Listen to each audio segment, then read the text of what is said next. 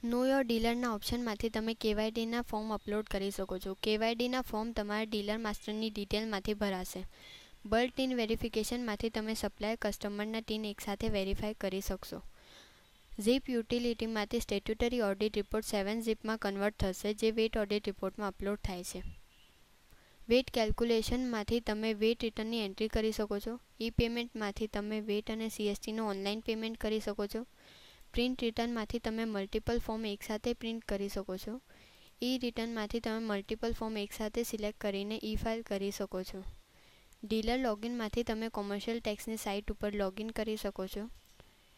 Check tin number પરથી તમે tin verify કરી શકો છો. ગ્લોબલ સમરીમાંથી તમને આખા વર્ષની ગ્લોબલ સમરી જોવા મળશે. ઈ રિટર્ન રિસિપ્ટ હિસ્ટ્રીમાંથી તમે અપલોડ થયેલા રિટર્નની ઓનલાઈન ડિટેલ કલેક્ટ કરી શકો છો. એ ડિટેલ તમને રિટર્ન સમરીમાં જોવા મળશે, જેમ કે એકનોલેજમેન્ટ ડેટ, એકનોલેજમેન્ટ નંબર. તેની સાથે આખા વર્ષની રિટર્ન સમરી પણ જોવા મળશે. ટીન કેન્સલ્ડમાંથી તમે તમારા ટીનનું સ્ટેટસ ચેક કરી શકો છો. અપડેટ ટીન કેન્સલ લિસ્ટમાંથી કેન્સલ થયેલા ટીનની લિસ્ટ અપડેટ થશે. શો એબેન્સ્યુ કેન્સલ ડીલરમાંથી કેન્સલ થયેલા ટીનની લિસ્ટ જોવા મળશે. અહીંયાથી તમારું સી ફોર્મ નંબર વેલિડેટ થઈ શકશે. આ બટન પરથી તમે CHF ફોર્મ ડાઉનલોડ કરી શકો છો. વેલિડેટ સાઇન પીડીએફમાંથી તમે પીડીએફમાં ડિજિટલ સિગ્નેચર વેલિડેટ કરી શકો છો. ITC profile online ITC profile માટેનું ઓપ્શન છે. ફાસ્ટનું option facility of audit assessment search and tracking માટેનું છે. ડીલર એકાઉન્ટ લેજરમાંથી તમે ઓનલાઈન ડીલર એકાઉન્ટ લેજર જોઈ શકો છો. Refund request online refund request માટેનું ઓપ્શન છે. અમેન્ડમેન્ટ માસ્ટર ઇન્ફોર્મેશનને અમેન્ડમેન્ટ કરવા માટેનું છે. TDN રજિસ્ટ્રેશનમાંથી તમે ઓનલાઈન TDN રજિસ્ટ્રેશન કરી શકો છો. TDN રિટર્નમાંથી તમે TDN રિટર્ન ભરી શકો છો. ફોર્મ 402, 403, 405 અપલોડ કરવા માટેનું ઓપ્શન છે. ફોર્મ 402 ભરવા માટે 402 સ્પેસિફાઈડ કે નોન સ્પેસિફાઈડ સિલેક્ટ કરીને અંદર જવાનું રહેશે. F2 ન્યૂ કરીને આ રીતની ડિટેલ નાખવાની રહેશે. એના પછી ઇન્વોઇસ ડિટેલ નાખવાની રહેશે, કોમોડિટી ડિટેલ નાખવાની રહેશે, ટ્રાન્સપોર્ટર ડિટેલ નાખવાની રહેશે. આ બધી ડિટેલ નાખ્યા બાદ F10 સેવ આપવાનું રહેશે. સિલેક્ટ કરીને જનરેટ ફોર્મ 402 આપવાનું રહેશે. ત્યાંથી તમારી એક્સેલ શીટ જનરેટ થશે, જે તમારે સાઇટ ઉપર અપલોડ કરવાની રહેશે. એ જ રીતે 403 અને 405 જનરેટ થશે. કોમોડિટી એ કોમોડિટીનું માસ્ટર છે. અહીંયા તમે માસ્ટરની અંદર નવી કોમોડિટી એડ કરી શકો છો. બેંક્સનું ઓપ્શન બેંકનું માસ્ટર માટે છે. અહીંયા તમે ન્યૂ કરીને નવી બેંક એન્ટર કરી શકો છો.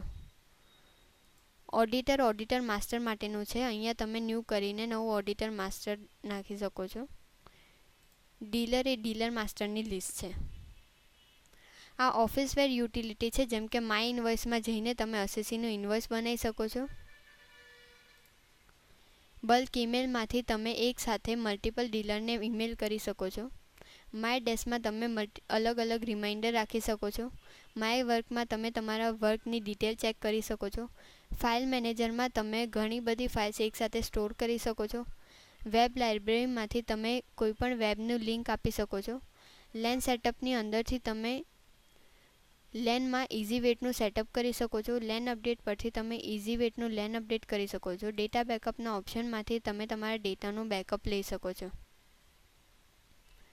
રિસિપ્ટ રજિસ્ટરમાંથી ઈ રિટર્ન કે પેપર રિટર્નનું રજિસ્ટર જોવા મળશે.